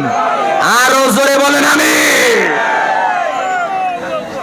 নীলফামারীবাসী, আমি আপনাকে মাত্র 2টা পয়েন্ট বলেছি। এই 2টা পয়েন্ট থেকে আপনি সুন্দরভাবে ক্লিয়ার হয়ে গিয়েছেন এদেশে কেন কোরআনের রাষ্ট্র কায়েম করা দরকার, এদেশে কেন কোরআনের পক্ষে আন্দোলন করা দরকার, কেন কোরআনকে সংসদ পর্যন্ত নিয়ে যাওয়া লাগবে। আপনি একেবারে ক্লিয়ার হয়েছেন। আমার যেহেতু সময় কম, এবার আমি পরের শব্দে যাব। পরের শব্দটুকু নেই তো চমৎকার। আল্লাহ বলেন সাফাং, বলেন না আল্লাহু আকবার। আলেম যারা আছে জিজ্ঞাসা করেন সাফাং এই শব্দটুকুন থেকে পুরো সূরাটার নামকরণ করা হয় সূরা সাফ। সাফ শব্দের অর্থ দলবদ্ধ, কাতারবদ্ধ, সারিবদ্ধ। এই পৃথিবীর ময়দানে আল্লাহ এটাই বুঝিয়েছে, একামতের দিন কোরআনের রাষ্ট্র গঠনে এই স্বপ্নগুলো যারা দেখছে, এটা তো একা একা কোনোদিন সম্ভব না। একা একা সম্ভব? আরো জোরে বলেন।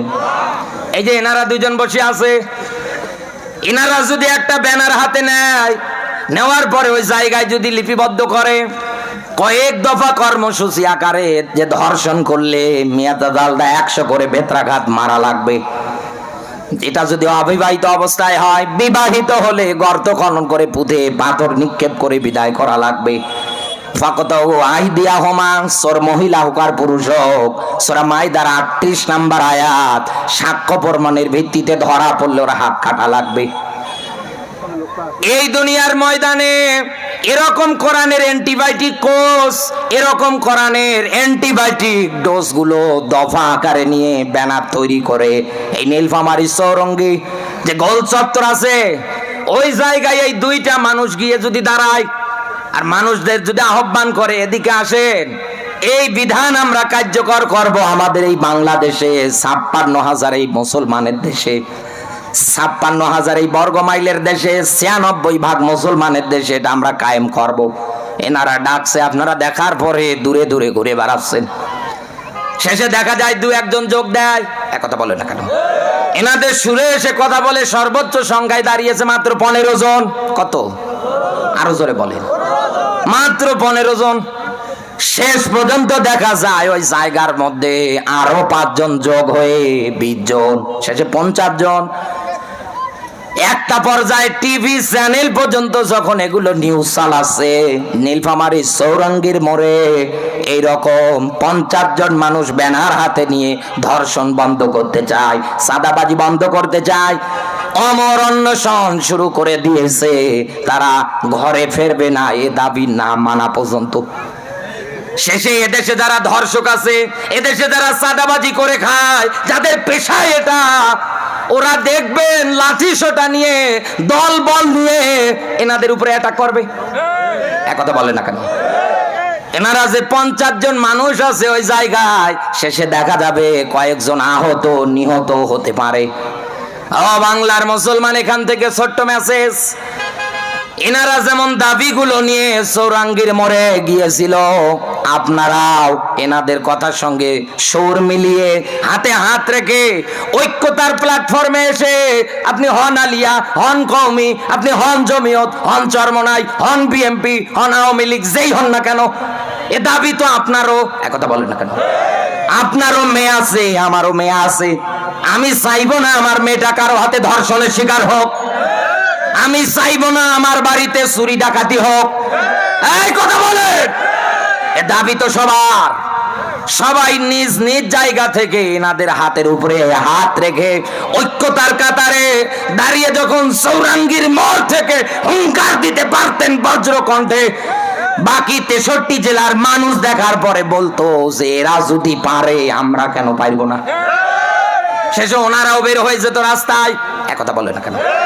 ছাত্র আন্দোলনের সময় দেখেননি, ঢাকা ভার্সিটিতে যখন বের হয়েছে ছাত্ররা, তুমি কে আমি কে অমুক অমুক, শেষে বেগম রোকেয়া থেকে বের হয়েছে, দিনাজপুর থেকে বের হয়েছে, নীলফামারী সরকারি কলেজ থেকে বের হয়েছে, যত বাংলাদেশের মধ্যে কলেজ আর ইউনিভার্সিটি আছে সব যখন রাস্তায় নেমেছে স্কুল কলেজের ছাত্ররা, শেষে মিলিয়ে দেখেন একটাই স্লোগান, এ শয়তান যেন দেশে থাকতে না পারে। 10 মিলি করি কাজ, হারি জিতি নাহি লাস। একথা বলে না? এজন্য আমাদের 10 জনকে এগিয়ে আসা লাগবে। বদরে যেমন 313 জন মুজাহিদের মাধ্যমে দিন প্রতিষ্ঠা হয়েছিল, এদেশের 63-64 জেলার মানুষ যদি এই দাবির পক্ষে ভূমিকা আহ্বান রাখতো, এদেশে কবেই ইসলাম কায়েম হয়ে যেত। কিন্তু আমরা তো আছি হিংসা নিয়ে, তাও বা যেমন তেমন হিংসা না, এরকম হিংসা। ঐক্যতার বদলে আমরা এই রকম হিংসা আমাদের অন্তঃকরণে লালন পালন করছি। আমি প্রায় মাহফিলে উদাহরণটা দেই জাতিকে বোঝার জন্য। একটা লোক মাঠে গিয়েছে কাজ করার জন্য, হাল চাষ, শীতের দিন, যখন এই জমিতে লাঙ্গল দিয়ে চাষ করতে যাবে, পিতলের একটা জগ বেঁধে গিয়েছে। জগটা হাতে নেওয়ার পরে নাড়াচাড়া করছে, কি এটা, এর ভিতরে আছে এটা কি? হঠাৎ তাকিয়ে দেখছে একটা দত্ত বেটা বের হওয়ার পরে লাফালাফি করছে।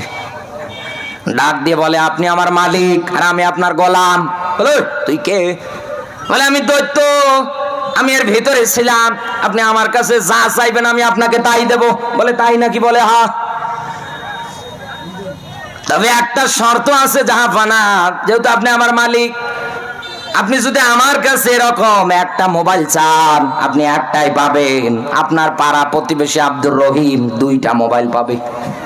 তো ছাতা আমার দরকার নেই, তুই তাড়াতাড়ি এর ভেতরে ঢোক। এখন চিন্তা করছে যদি রেখে যায়, না জানি কে আবার নিয়ে গিয়ে কোন কাজে লাগাবে। ওর সাথে বাড়ি নিয়ে যায়, যাওয়ার পরে বউয়ের হাতে উঠিয়ে দিয়ে বলছে, বউ যত্ন করে রাখো, খবরদার যেন ঘষা না লাগে। ইতিহাস সাক্ষী, এ পৃথিবীতে মেয়া লোককে আপনি যেই কাজে নিষেধ করবেন ওই কাজটা আরো বেশি করে করে। কথা বলেন না কেন? স্বামী বাইরে যেতে না যেতে ও বের করে ঘষাঘষি শুরু করছে। দত্ত বেটা বের হওয়ার পরে ডাক দিয়ে বলছে, জাপানা কি চাই? কি চাই মানে, দেখিস না আমার বাড়ি ঘরের অবস্থা, বিল্ডিং বাড়ি লাগবে, ফ্ল্যাট বাড়ি লাগবে। এ মহিলা তো জানে না যে আমি 1 তালা বাড়ি পাবো, আব্দুর রহিম পাবে 2 তালা। এ মন মতো সে যাচ্ছে, যা যা প্রয়োজন, যা যা দরকার একটার পর একটা বলছে। স্বামী বেচারা বাড়ি এসে তাকিয়ে দেখছে সবার বাড়ি বড় বড় আর ওর বাড়িটাই ছোট। চিন্তা করছে এত কষ্ট করে আমি পেলাম আর এরে বললাম ঘষা না দিতে, ও আমার কথা শুনলই না। এক দৌড়ে বউয়ের হাত ধরে ডাক দিয়ে বলছে, তুই তো হাকিকতে জানিস না, এটা আন্দাজে চাইলি, নিষেধ করলাম আমি শুনলি না। কি করা যায়? কিছু তো করা লাগবে এখন। হিংসা কারে কয়? শেষে ঘরে যাওয়ার পরে পিতলের জগ এনে ঘষা দিয়ে দত্তকে বের করে ডাক দিয়ে বলছে, তুই তাড়াতাড়ি আমার 100 কানা কর।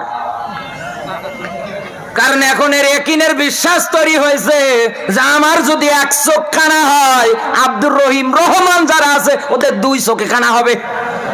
এক কথা বলে না কেন? আমার তো তাও একটা থাকলো দেখার মতো, ওদের তো আর একটাও থাকবে না। আজ বাংলাদেশে মিলিয়ে দেখেন, ঐক্যতায় না আসে, দিন কায়েমের জন্য আল্লাহর রজ্জুটাকে আঁকড়িয়ে না ধরে আমরা বিভিন্ন ফেরকা নিয়ে মতনৈক্য নিয়ে পড়ে আছি। এগুলো বাদ দেন। আমি আবারও বলছি, আপনি আমার ভাই, আপনি আমার দিনী ভাই, আপনার কিছু হলে আমার কণ্ঠ আপনার পক্ষে বাজবে জালেমদের বিরুদ্ধে হয়ে। কথা বলে না কেন? দিন শেষে আপনিও আলেম আমিও আলেম, এটাই আমাদের পরিচয়। আপনার কিছু হলে আমি ঠিক থাকতে পারবো না, অবশ্যই আপনার পক্ষেই আমি বলবো, কারণ আপনি আলেম। আল উলামা ওয়ারাসাতুল আম্বিয়া, নবীজি বলেন আমার পর পরে নাইবে নবী তারা, দুনিয়ায় যারা আলেম। আলেম তো আলেমের পক্ষে, কিন্তু বাংলাদেশে টাকার আলেমে আলেমে বিভেদ, এখন জালেমে জালেমে দোস্তি হয়ে গিয়েছে। আর জালেম জালেম গলা ধরা মিল, এক জালেম ধরা পড়ে আর এক জালেম গিয়ে আদালত থেকে ছাড়িয়ে আনে। জোরে বলেন সুবহানাল্লাহ। হিসাব অনুসারে মিলিয়ে দেখেন, যেখানে বন্ধু হওয়ার কথা ছিল আলেমে আলেমে, আর সেখানে বন্ধু হয়ে গিয়েছে জালেমে জালেমে। একথা বলে না কেন? আলেমে আলেমে বিশাল ফাটল, এ ওকে দেখতে পারে না, ও ওকে দেখতে পারে না। আল্লাহ পাক বলেন দুনিয়ায় লড়াই সংগ্রাম এরকম করে না, ঐক্যতার ভিত্তিতে করা লাগবে। একটা মাত্র এক্সাম্পল ঘটনা দিয়ে আমি আমার তেলাওয়াতকৃত আয়াতের মধ্যে প্রবেশ করছি। এইদিকে তাকান, ঐক্যতার গুরুত্ব দেখেন। বিশ্ব নবী নবী মুহাম্মাদুর রাসূলুল্লাহ সাল্লাল্লাহু আলাইহি ওয়াসাল্লাম 1400 সাহাবী নিয়ে মদিনা থেকে মক্কায় হজ করার জন্য রওনা দিচ্ছে। হুদাইবিয়া নামক জায়গায় আসার পরে রাসূল থেমে দিলেন। হাজী যারা আছেন জিজ্ঞাসা করেন, হুদাইবিয়া নামক একটা জায়গা আছে, ওই জায়গায় আজও একটা বাবলা গাছ আছে। ওই জায়গায় এসে রাসূল থেমে গেলেন। কাফেরদের পক্ষ থেকে বার্তা এলো যে আপনাকে এবছর আমরা মদিনায় মক্কায় প্রবেশ করতে দেব না, আপনার দলবল নিয়ে এসেছেন, আপনি ফিরে যান। নবীজি এটা একটা সুরাহা করার জন্য, নবীজি এটার একটা সমঝোতা করার জন্য হযরতে ওসমানকে পাঠালেন। হযরতে ওসমান যাওয়ার পর পরে তারা প্রচার চালালেন, তারা নাকি ওসমানকে আটকিয়েছে, হত্যা করেছে, মেরে ফেলেছে। একথা বলে না কেন? এ ঘটনা, এ কথা যখন তারা রটিয়ে দিল, বিশ্ব নবী ইহরামের পোশাক খুলে ফেললেন, বাবলা গাছের নিচে হাত বাড়ালেন। 1399 জন সাহাবী নবীর হাতের উপরে হাত রেখে শপথ বাক্য পাঠ করতেছে। ওসমান একজন নিরপরাধ মানুষ, তাকে বিনা কারণে কাফেরেরা হত্যা করেছে, সে আমার দিনী ভাই। আমি নবী সহকারে এই জায়গায় 1399 জন মানুষ, উসমানের হত্যার বদলা না নিয়ে আমি এক পাও এই জায়গা থেকে নড়ব না। এই ঐক্যতার ব্যাপারে, শপথ বাক্যের ব্যাপারে কাফেররা যখন শুনেছে, তারা ওসমানকে ছেড়ে দিতে বাধ্য হয়েছে। আজ আমাদের মাঝে ওই মজবুত ঐক্যটা নেই, আজ আমরা ফাটল ধরিয়েছি। আজ আমাদের মাঝে বন্ধুত্ব নেই, আমরা দূরত্ব তৈরি করে ফেলেছি। একথা বলে না কেন? এ ওকে দেখতে পারে না, ও ওকে দেখতে পারে না। এত ভেদাভেদ কেন? এত কিছু কেন? একটা মৌসাকে যখন কেউ ঢিল মারবে, 6-7 বছরের বাচ্চা, ও না বুঝুক, ঢিল মেরে দিয়েছে মনে করে মৌসাকে। আপনার আমার এই ঠান্ডা মাথা মস্তিষ্ক দিয়ে, মগজ দিয়ে চিন্তা ভাবনা করে উত্তর দেন তো। মৌসাকে যখন ঢিল মারবে একটা অবুঝ বাচ্চা, মৌমাছিরা কি বলবে? ওই ওরে কামড়াস না, ও ছোট মানুষ, ও বোঝে না, ও অবুঝ, বলবে? বলবে? যত মৌমাছি আছে সব উড়ে এসে বলবে ধর রে। ও বিনা কারণে কেন আমাদের গায়ে হাত দেবে, আমাদের বাসায় হাত দেবে? আপনি তাকাবেন, বুঝুক আর না বুঝুক, অবুঝ হোক আর বুঝ হোক, বড় হোক আর ছোট হোক, মৌসাকে যেই হাত দেবে ওর বাবার নাম ভুলিয়ে দেবে। আজ মুসলমান জাতির মাঝে যদি ঐক্য থাকতো, আজ মুসলমান জাতির মাঝে যদি মুসলমানদের মধ্যে যদি ঐক্য থাকতো মৌমাছির মতো, এদেশের কোন রাম বাপ চিচার বাটপার ইসলামের বিরুদ্ধে কথা বলে চেয়ারে বসে থাকতে পারতো না। কিন্তু আজ আমরা নেই ঐক্যতায়, এই জন্যই তো আল্লাহর ভালোবাসা থেকে আমরা দূরে। আল্লাহ বলেছেন কান্নাহুম বুনিয়ানুম মারসুস, এরপরে না আমি আল্লাহ তোদের ভালোবাসবো। বলেন না আল্লাহু আকবার, আরো জোরে বলেন। তাহলে ইউকাতিলুনার ব্যাখ্যায় আমরা পাচ্ছি না, ঐক্যের ক্ষেত্রে সাফাং এটাতেও আমরা পারছি না, আমরা পিছিয়ে পড়ে আছি। তো আল্লাহ ভালোবেসে কেমনে আপনাকে রাষ্ট্র ক্ষমতা দেবে আমাকে বলেন? আপনি তো আল্লাহর প্রিয় পাত্রই হতে পারলেন না, আল্লাহর ভালোবাসার দ্বার প্রান্তেই তো আপনি যেতে পারলেন না। না জানি এরকম থাকতে থাকতে কবে আপনার আজরাইল চলে আসে, হঠাৎ আপনাকে চলে যাওয়া লাগবে। শেষে মরণের পরে জাহান্নামের শাস্তি দেখার পরে আফসোস করবেন আর ডাক দিয়ে বলবেন ইয়াকুলু ইয়া লাইতানি কদ্দামতু লি হায়াতি, আল্লাহ আমার জীবনের প্রতি আক্ষেপ, আমি কি করলাম। ফাসাদদাকা ওয়া আকুম মিনাস সালিহিন, আল্লাহ আরেকটা বার হায়াত দিয়ে কি দুনিয়ায় পাঠানো যায় না? এইবার যাওয়ার পরে ভালো ভালো কাজ করব, দান করব, সাদকা করব, আল্লাহ আসতে দেবে? এরকম নজির আছে? কেউ এসেছে যে একবার যাবে ও আর ফিরবে না, ও আর আসবে না? তাহলে আপনি কেন বোঝেন না? কেন আপনি পিছিয়ে আছেন?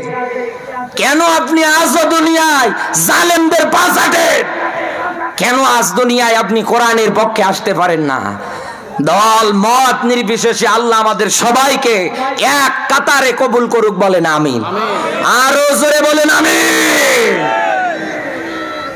নবীজির প্রতি দরুদ, মানবতার মুক্তির মডেল, মানবতার মহান আদর্শ, মানবতার শিক্ষক, নবীকুর শিরোমণি নবী মুহাম্মদুর রাসূলুল্লাহ সাল্লাল্লাহু আলাইহি ওয়াসাল্লাম জবান সেরে কোরআনের সোনালী আয়াত আমার সঙ্গে পড়ে না। আউযু বিল্লাহি মিনাশ শাইতানির রাজিম। বিসমিল্লাহির রহমানির রহিম। وأنذر عشيرتك الأقربين।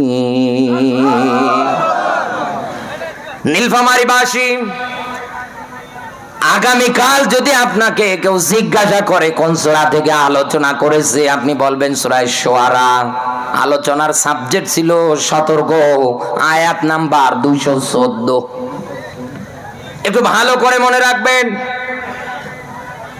বিশ্ব নবী নবী মুহাম্মদুর রাসূলুল্লাহ সাল্লাল্লাহু আলাইহি ওয়াসাল্লামকে আল্লাহ ডাক দিয়ে বলছে, নবী নিকট আত্মীয় যারা আছে তাদেরকে আপনি সতর্ক করেন, জাহান্নামের শাস্তির ব্যাপারে ভয় ভীতি প্রদর্শন করান। কু আনফুসাকুম ওয়া আহলিকুম নারা, সূরা তাহরিমের আয়াতে আল্লাহ ব্যাখ্যা দিয়ে বলেছে, ঈমানদার নিজে জাহান্নামের আগুন থেকে বাঁচো, অধীনস্থ যারা আছে এদেরকেও বাঁচাও। কথা কার? আরো জোরে বলেন। রাসূল তার মেয়ে ফাতেমাতুজ জোহরাকে ডাক দিয়ে বলছে, মা, ঈমান আর আমল যদি তুমি ভালো মতো তৈরি করতে না পারো, মরণের পরে আমার পরিচয় দিয়ে বাঁচতে পারবা না। কারণ কিয়ামতের ময়দানে পরিত্রাণ পাওয়ার মাধ্যমে এটা হবে, ইন্নাল্লাযীনা আমানু ওয়া আমিলুস সলিহাত, যারা ঈমান আনার পরে ভালো ভালো কাজ করেছে। আপনি না নবীজিকে নেতা মানেন, নবীজিকে না আদর্শ মানেন, নবীজি তো পিতা হিসাবে একজন আদর্শ, তাহলে আপনি কেন আপনার পরিবারে আপনার মেয়ের জীবনে ওয়াজ করতে পারেন না? বলেন আমাকে। আর রিজালু কাওয়ামুনা আলান নিসা, এই পৃথিবীতে পুরুষদেরকে তো আমার আল্লাহ পরিবারের মধ্যে প্রেসিডেন্ট করে পাঠিয়েছে, একথা বলেন না কেন? তাহলে আপনি প্রেসিডেন্ট হওয়ার পরেও কেন প্রেসিডেন্টের ভূমিকায় নেই? কেন রাস্তাঘাটে তাকালে এই দৃশ্য দেখা যায়? মেয়া লোক ভ্যানিটি ব্যাগ হাতে নিয়ে হুড় হুড় করে যাচ্ছে, আর পিছনে স্বামী বেচারা বাচ্চা কোলে নিয়ে যায়। মনে হয় আগেরটা মিস্ত্রি, পিছনেরটা জোগাইলে।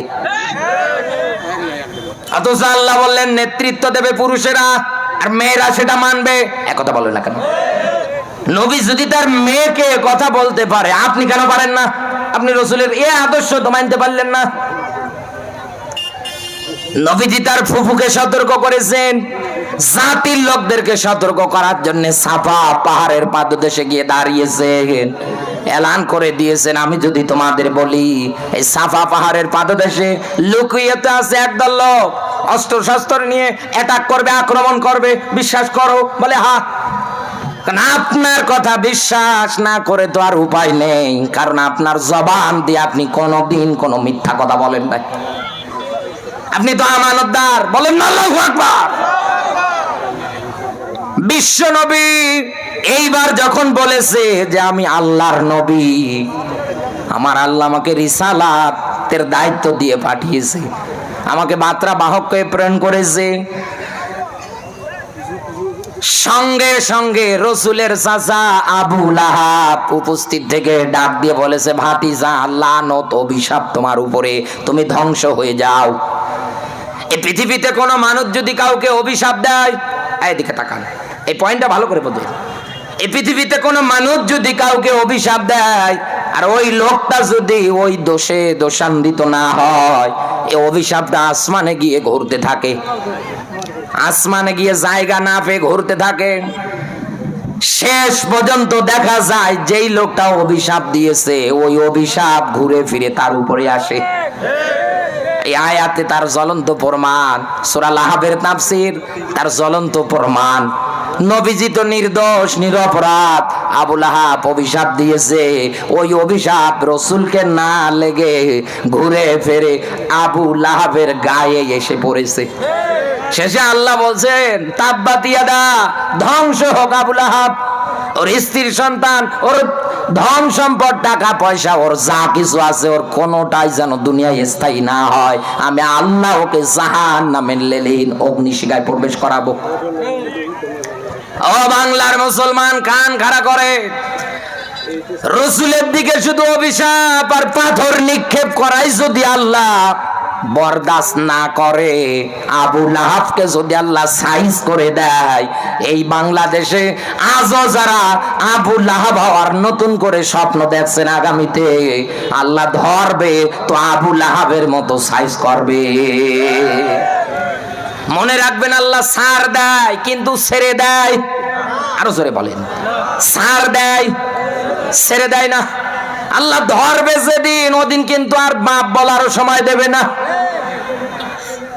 এজন্য নতুন করে আবু লাহাবের কর্মসূচি, এজেন্ডা, আবু জাহেলের এজেন্ডা বাস্তবায়নের স্বপ্ন দেখা বাদ দেন।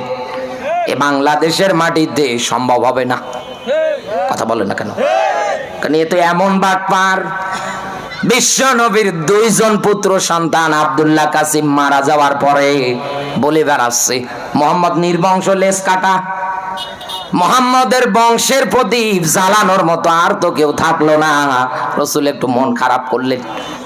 আমার বাড়ি এখান থেকে ডোমার বরাগাড়ি ইউনিয়নে 6 নম্বর ওয়ার্ড, ওখান থেকে এই নতিবাড়ি আসার পরে আমাকে কেউ যদি কষ্ট দেয়, কষ্টটা মনের মধ্যে কম লাগবে। একথা বলে না কেন? কারণ আমি প্রায় কোনো না কোনো জেলায় যাচ্ছি, প্রায় কোনো না কোনো গ্রামে, কোনো না কোনো ইউনিয়নে আল্লাহ আমারে নিয়ে যাচ্ছে।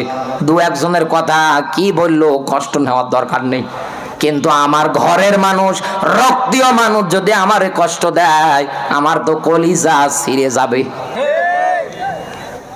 আমার তো কষ্ট হবে অনেক। আবু জাহেল কিন্তু রসুলের আপন চাচা ছিল না, কিন্তু এই আবু লাহাব রসুলের আপন চাচা ছিল। এ কথা বলেছে চাচি সহকারে, রসুল মন খারাপ করেছে।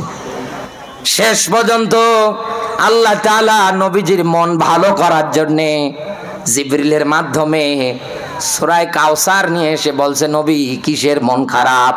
আল্লাহ তো আপনাকে হাউজে কাউসার দান করেছে। এই সূরা 3 নম্বর আয়াতে দেখবে, নবী আপনাকে যারা লেজ কাটা নির্বংশ বলে গালি দেয়, ওরাই তো লেজ কাটা, ওরাই তো নির্বংশ। আজ আবু লাহাবকে, আবু জাহেলকে মানুষ যত গালি দেবে, মানুষ তত বাহবা দেবে। কথা বলেন। নবী আপনার কোনো মন খারাপ নেই, কিয়ামতের আগ পর্যন্ত দুনিয়ায় আপনার হাজার হাজার রুহানি সন্তান তৈরি হবে। আপনার মান, আপনার শান কোন জালেম আবু লাহাবের মতো যদি খাটো করতে চায়, আপনার এই রুহানি সন্তানগুলো জীবন দেবে, তারপরেও আপনার মান অপমান সহ্য করবে না।